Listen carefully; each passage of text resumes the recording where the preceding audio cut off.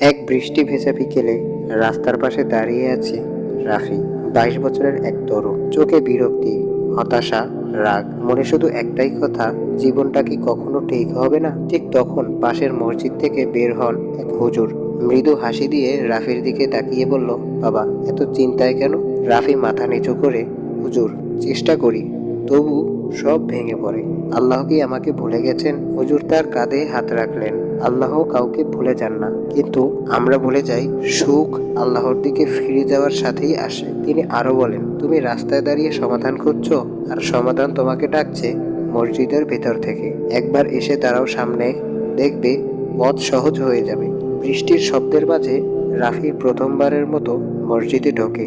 তার চোখে জল, তার হৃদয়ে শান্তির প্রথম স্পর্শ। যে আল্লাহর দরজায় আসে তাকে কখনো ফিরিয়ে দেওয়া হয় না। তোমার বোঝা তুমি একা বয়ে বেড়াচ্ছ।